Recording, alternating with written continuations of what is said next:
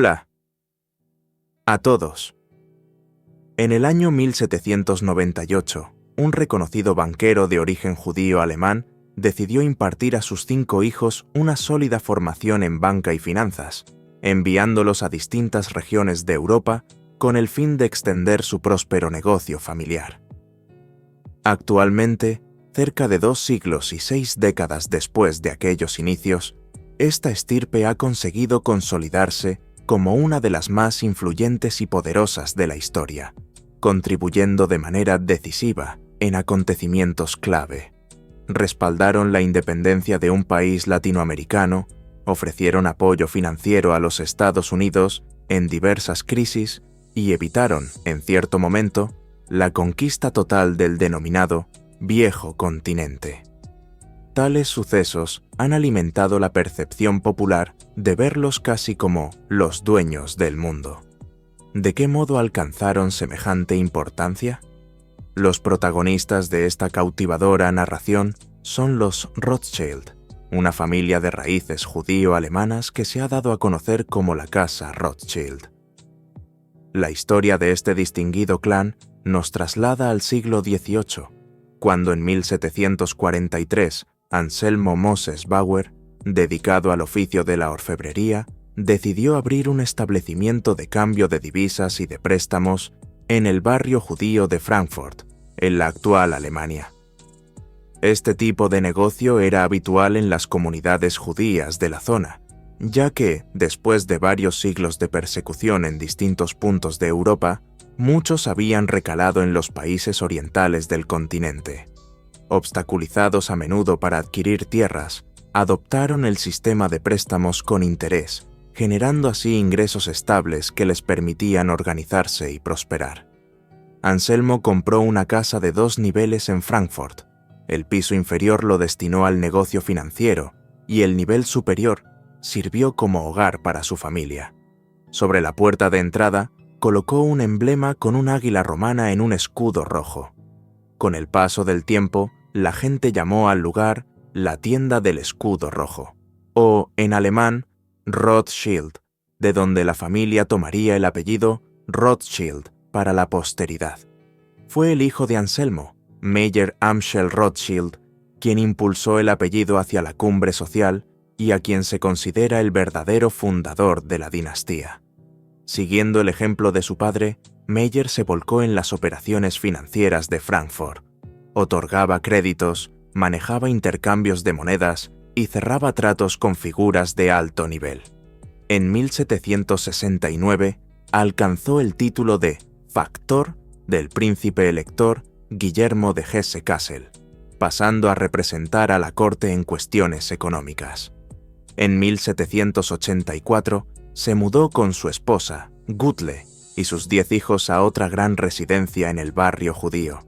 Los 5 varones, Amschel, Salomon, Nathan, Carl y James, que hoy se representan en el escudo familiar como 5 flechas, fueron educados por Meyer en todos los aspectos de su negocio, incluidas las relaciones con monarcas y gobiernos, así como los planes para expandir su banca a escala europea. Dame el control del suministro de dinero de una nación, y no me importará quién redacte sus leyes, declaró alguna vez Meyer, mostrando su deseo de formar un imperio financiero de gran alcance. El primero de los hijos en involucrarse plenamente fue Nathan Meyer Rothschild, el tercero, quien en 1798, con solo 22 años, viajó a Inglaterra. Al principio se estableció en Manchester, donde incursionó en el comercio textil, llamando la atención por su agresiva estrategia de venta y precios competitivos. Luego, en 1809, se trasladó a Londres, donde cimentó su actividad bancaria basada en letras de cambio y en la prestación de servicios financieros internacionales. Con Nathan se configuró el pilar de la banca inglesa de la familia. Entre sus hazañas más emblemáticas en suelo británico, destaca la misión encomendada a los 5 hermanos en 1814 para recaudar fondos destinados a Gran Bretaña y sus aliados en la guerra contra Napoleón, así como el préstamo de 5 millones de libras esterlinas al gobierno prusiano en 1818. Para la primera de estas gestas, en 1814, Nathan recurrió a un capital que su padre cuidaba para un prominente monarca de aquella época, temeroso ante la expansión napoleónica. Nathan decidió financiar a la corona británica para contener un conflicto que amenazaba la estabilidad de toda Europa. Se calcula que, sumadas todas las ayudas, la suma de dinero actualizada rondaría los 900 millones de dólares. Gracias a este respaldo, el duque de Wellington pudo reforzar su campaña en diferentes frentes. El apoyo de Rothschild fue crucial para derrotar a Napoleón, aunque ese no fue su único movimiento. En cierto momento, cuando las fuerzas británicas casi daban la guerra por perdida, Nathan empleó información secreta que anunciaba el declive de Napoleón. Primero vendió todas sus acciones, causando pánico en la Bolsa de Londres. Los inversionistas, siguiendo su ejemplo, malvendieron sus participaciones, lo que originó el derrumbe de los valores. Después, un grupo cercano a Nathan recompuso el portafolio, adquiriendo gran cantidad de acciones a precios de saldo, reforzando así su control sobre el mercado.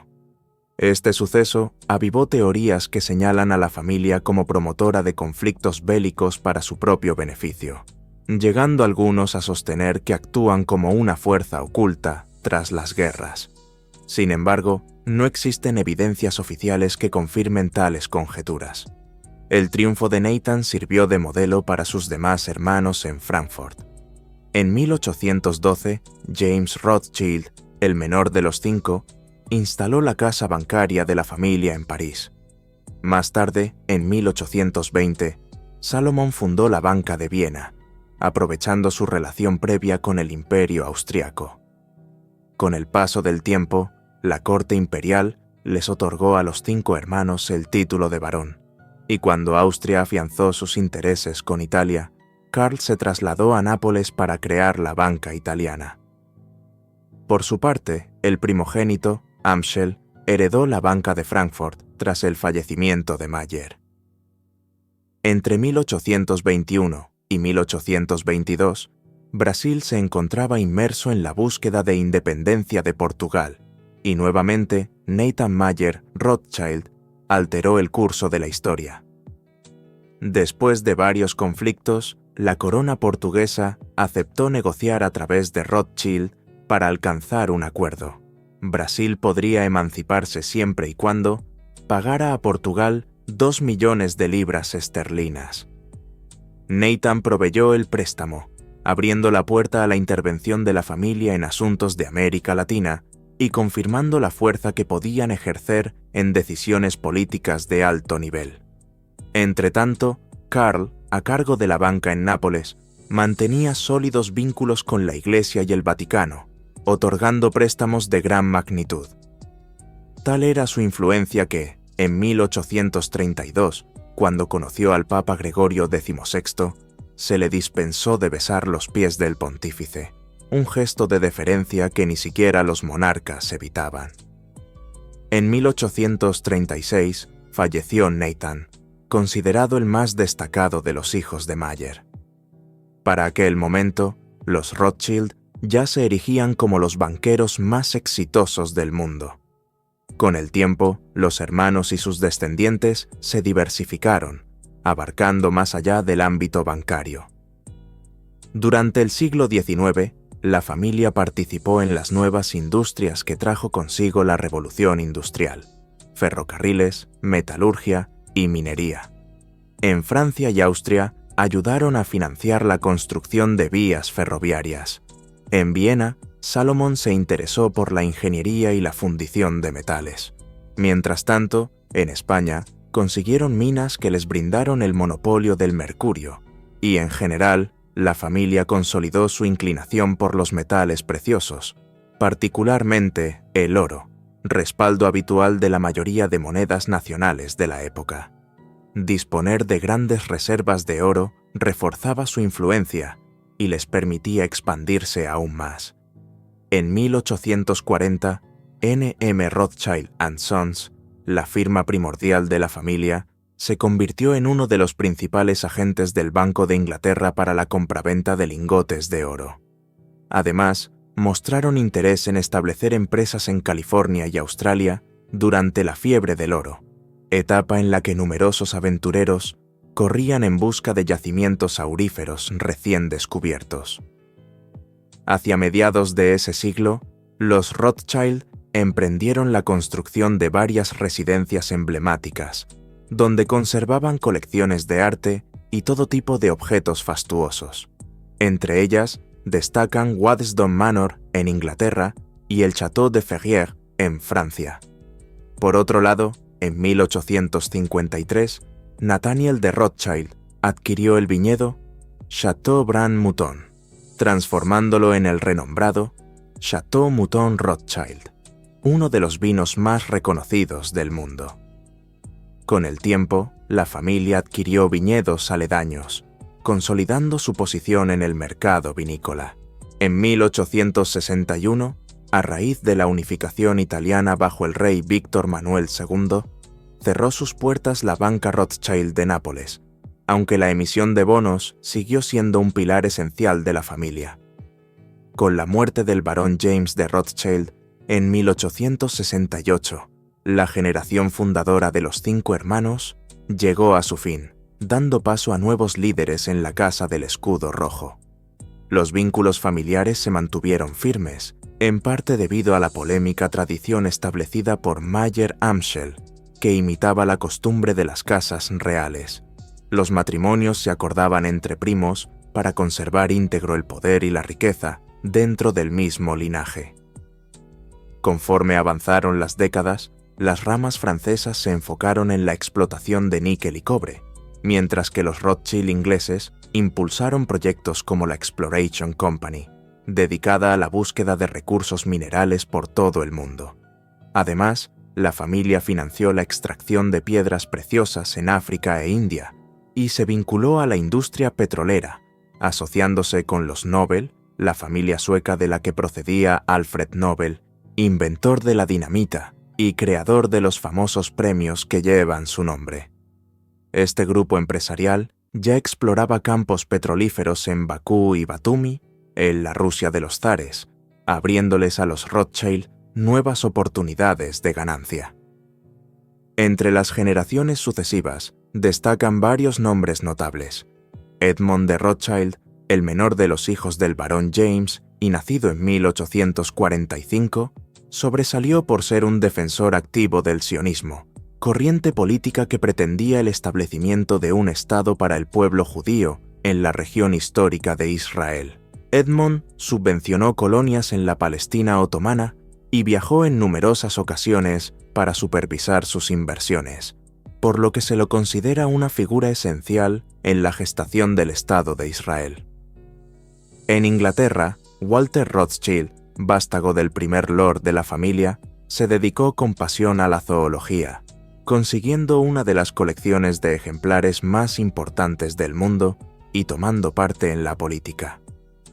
En Francia, su primo Henry de Rothschild destacó por sus conocimientos en nutrición infantil, un aporte de suma relevancia. En 1895, Estados Unidos atravesó una severa recesión. El gobierno se quedaba sin oro y no tenía medios suficientes para saldar sus deudas. Fue entonces cuando el presidente Grover Cleveland buscó la asistencia de los Rothschild, quienes, en colaboración con J.P. Morgan, prestaron el dinero necesario para evitar el impago y defender el tesoro nacional.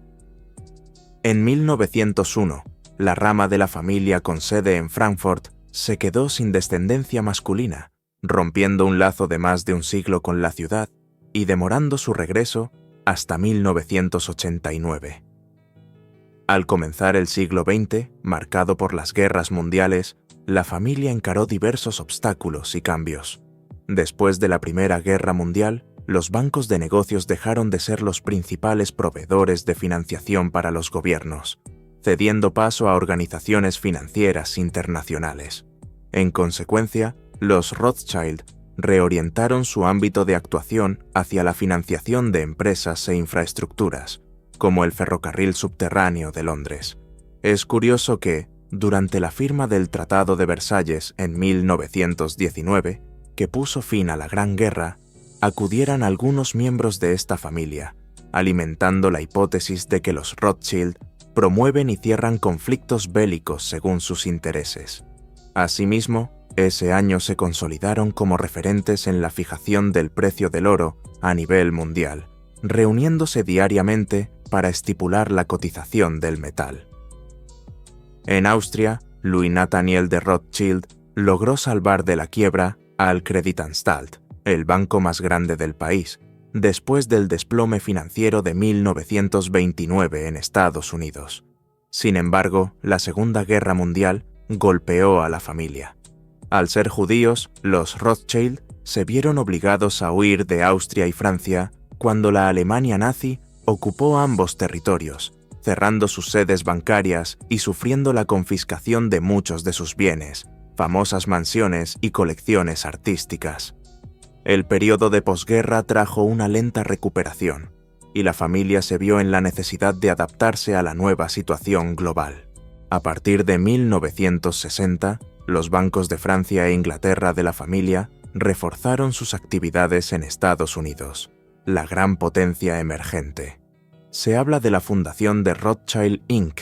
en esta etapa, y se rumorea que la familia tuvo influencia en la creación de la Reserva Federal estadounidense en 1913. El Acuerdo de Bretton Woods, 1944, fijó la equivalencia del dólar con el oro a $35 por onza, pero con el paso del tiempo, líderes como Charles de Gaulle de Francia percibieron la ventaja que obtenía Estados Unidos al ser el país emisor de la moneda de reserva internacional. Entre 1965 y 1968, de Gaulle solicitó canjear grandes sumas de dólares por su equivalente en oro. Otros países, como Alemania y Japón, hicieron lo mismo, forzando en 1971 al presidente Richard Nixon a suspender el patrón oro. Mientras tanto, en Londres, N.M. Rothschild & Sons jugó un papel precursor en los florecientes mercados de eurodivisas. En 1963, Edmond Adolphe de Rothschild fundó en Suiza la firma financiera Edmond de Rothschild, que evolucionó hacia un banco de inversión y una administradora de activos. En 1972, la familia organizó una de sus enigmáticas fiestas privadas, y esta vez algunas imágenes salieron a la luz, mostrando a los asistentes con máscaras excéntricas y referencias escritas en sentido inverso, todo ello iluminado con luces rojas, lo que originó historias de presuntos rituales o prácticas secretas. Durante la década de 1980, los Rothschild participaron en la ola de privatizaciones que se extendió por decenas de países, donde el elevado costo y la ineficacia de múltiples entidades estatales fomentaron su venta. La familia se sumó a estos procesos en más de 30 naciones, apuntalando un renovado auge en sus negocios y alcanzando cerca de 2.800 empleados en más de 40 países. En la actualidad, existen muchos herederos del apellido Rothschild que se involucran en diferentes proyectos empresariales. Varias de sus bancas se han fusionado con otras instituciones en todo el mundo, lo cual alimenta la teoría de que la familia podría seguir ejerciendo una influencia relevante en parte del sistema bancario global.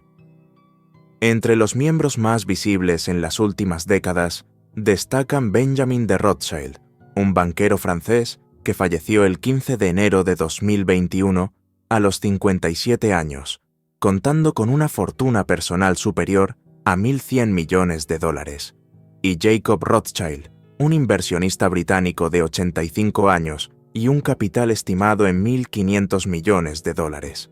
Ambos son de los pocos integrantes del linaje que han figurado en el listado de las personas más adineradas del mundo, según la revista Forbes. De forma sorprendente, a pesar de la influencia del apellido, la mayoría de los integrantes de la familia no ha aparecido en posiciones tan altas de riqueza personal, resultado de la fragmentación progresiva del patrimonio a lo largo de varias generaciones, además de la reserva con la que manejan sus asuntos, lo cual dificulta cualquier intento de cuantificación precisa. Se especula que, si se concentrara todo el capital familiar en un solo individuo, la suma rondaría los 350.000 millones de dólares, superando a magnates de la talla de Elon Musk, estimado en 280.000 millones, y a otras familias adineradas como los Walton, propietarios de Walmart, con 238.000 millones.